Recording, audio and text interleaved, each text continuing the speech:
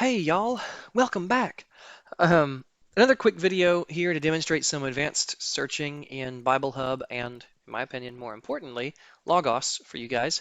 I say advanced searching, that's slightly misleading. It's more like tips and tricks to get better search results. So with that, right here again, back on the Bible Hub homepage, we've already looked at in a previous video how to search for and open a passage directly. So once again, we search John 1:1, and boom, it opens the parallel Bible resource to John 1:1. Easy. To search for a Greek word, such as peace, we type peace, we click on Greek, and here we have a Greek word, right?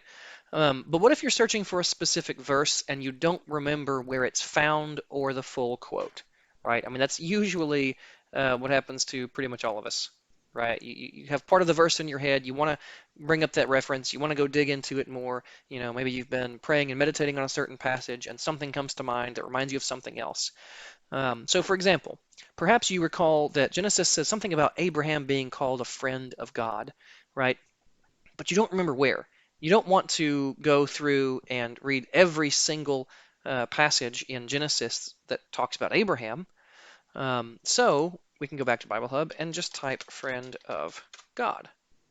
Now here we have our search results. It's almost like you would Google it, right? But this doesn't immediately give us the passage, so we can sort it and see what we get. Okay, so we're in Genesis, so this is around that time, right? We see Abraham, okay, friend, friendly smile, the face of God, okay, friendly. Then we get into Exodus, so I'm not seeing it anywhere. So it's still not what we wanted. So to get better results, we can actually put our search in quotes. So friend of God. Now this will cause it to search exactly for that phrase. So here we have friend and God, friendly of God, friendly of God, and so on. But if we do this, it has to find that clause, friend of God. Right there, one result, James 2:23, right? That has a quote, right? He was even called the friend of God. Okay. Now we can open this passage. It goes to the parallel Bible and scroll down for cross references. Okay, Genesis, I believe it's correct. Well, that doesn't say it. Second Chronicles 27, driven out the inhabitants of the people and gave it forever to the descendants of Abraham, your friend, right? Abraham, your friend, right? That's the reference. It's not actually in Genesis, which explains why we didn't see it when we were skimming through those Genesis verses. So next we'll look for verses that have Spirit of God. So if I can type correctly, Spirit of God. Once again, the results are a little bit jumbled, so we will sort them.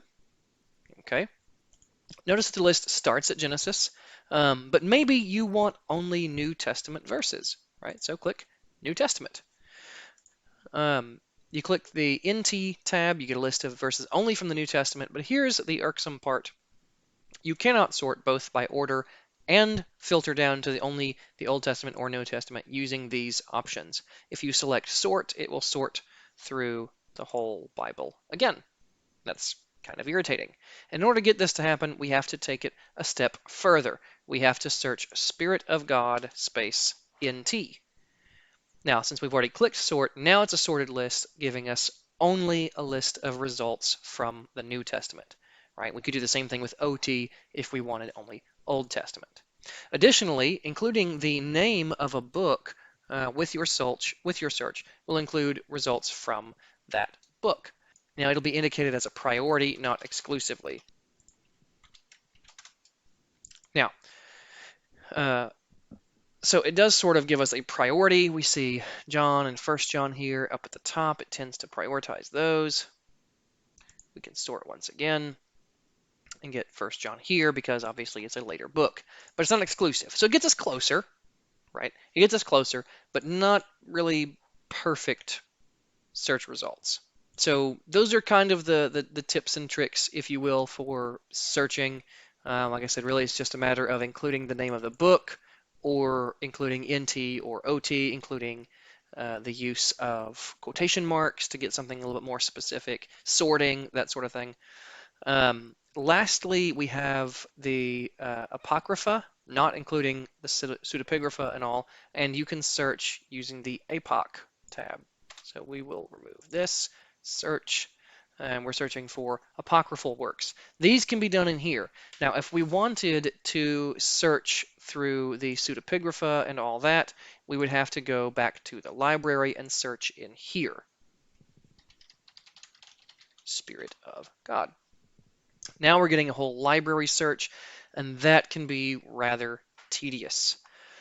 So again, if at all possible, do your searches within here. You can do a whole library search. It's just very difficult to ultimately get what you're looking for. So that's about the extent of Bible Hub searches. There may be a couple more little trick keyword things in here, but that's really the bulk of it. Now in Logos, we can search quickly by typing into the search bar and clicking Go. But the more advanced way to search is actually by clicking the magnifying glass. I mentioned earlier, I wish this looked like a dedicated button. It doesn't. That's irritating, but here it is. So we have 6 tabs for the types of searches we can perform: Bible, Basic, Media, Clause, Morph or Morphological, and Syntax. So to begin, we're going to search for Spirit of God in the Bible tab. Spirit of God. Now you notice we have 2 different result panes here. One is the fuzzy Bible search. This is a quick result set that's just going to give us really just about any Bible translation what is the equivalent of Spirit of God in sort of a quick list. Not sorted or anything like that. It just kind of quickly returns if we're looking for that phrase. Below that, we get something for a specific version. In my case, this starts with the New American Standard because, again, that's my preferred translation, and it's organized in order by biblical book. Now, if we want to trim that down, we can say only search in certain resources. We can say only search in certain collections or sections of the Bible. So we could search only in the New Testament, only in the major prophets, only in the minor prophets, only in a given section, okay? Now, just like with Bible Hub, we can also search for an exact phrase. So let's search for friend of God. So we search for the exact phrase and we get this result. Again, it throws a couple others in the fuzzy Bible search, but this is really only going to return James 2:23. Now, if we remove the quotes and search friend of God,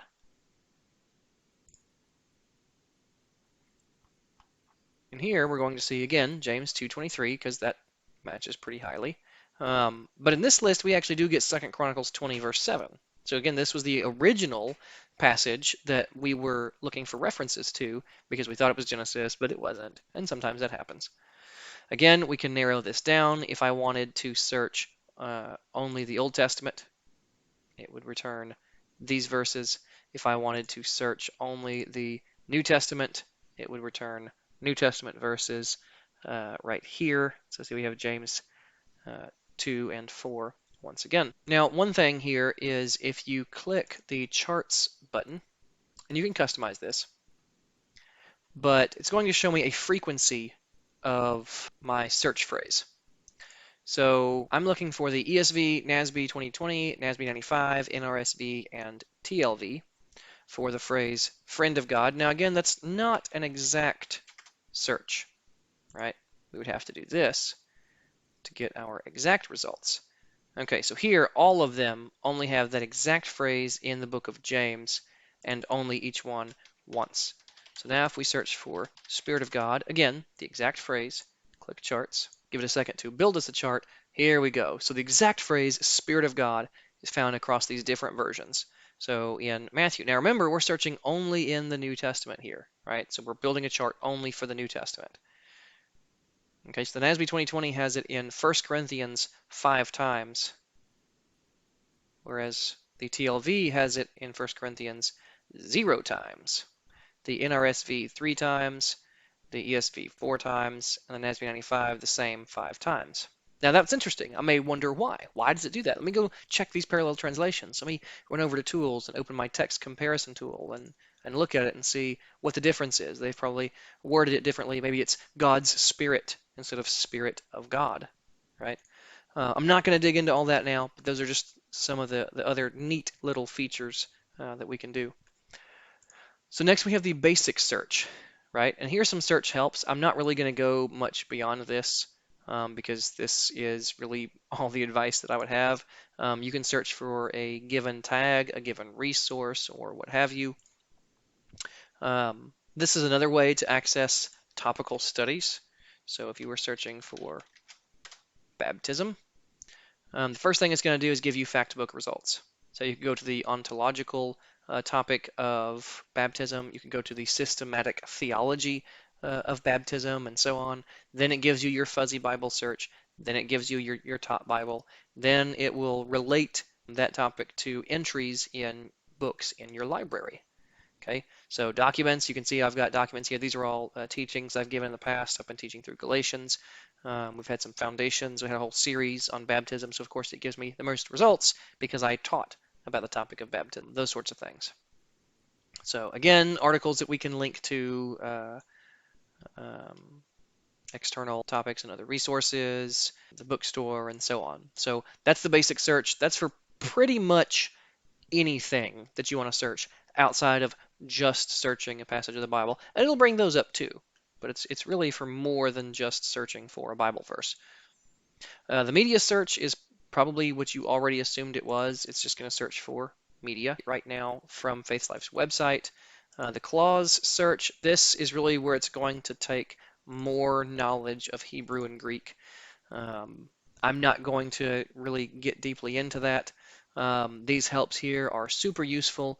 For example, I could search for person Moses, where Moses, the person, appears anywhere in a clause. What this would do is this would exclude times where Moses is used as an external reference to something such as the law of Moses. See, that would be a reference to a thing, right? That would be the law or the Torah. It would not be a reference to Moses, the person. Right. So there's a lot of really good search terms here. You can get a really specific. Again, you can dig down into verb lemmas. You can dig down into the original languages and so on. A lot of great tools here. Not a whole lot that I specifically use. I don't do a whole lot of searches. I'm usually more of a precision targeted studier, but I have no doubt that I will use them more as time goes on. And boy, howdy, is there a huge list of possible ways you can search for clauses. But again, I'm not going to cover that. There's other videos out there, some great training and everything for this, so we're going to skip over that. A morph search is most commonly used for searching for the lemma or lexical form of a word in one of the languages, and syntax searches are similar. They're how words relate and interact together, but we'll skip those for now because that's not part of this whole tutorial. So these features also require, once again, that you have the right data sets, which are Logos resources that aren't just books. So you see, out of my entire library, I only have 3 that are actually usable inside the clause search. So Lexham Hebrew Bible, the Septuagint, again, the Henry Barclay. I want to say it's sweet. I got to figure out how to pronounce that. The SBL Greek New Testament, of course, but that is a free resource. At any rate, that pretty much covers the topic of more advanced searching, which means that we are done with our tutorial / walkthrough of Logos for Bible Hub users, at least for the specific features found on Bible Hub and how to accomplish those same things in Logos. So this may be the end of series for you. If it is, thank you so much for watching up to this point. Do check out all the links in the description. If you're interested in purchasing Logos, please use the link. Also make sure that you check out video 10. I know I've said if you're jumping off at this point, but please still, either way, go ahead and check out the 10th video. It's got some tips and tricks for saving you money. And I think everybody likes to save money, right? That's my assumption.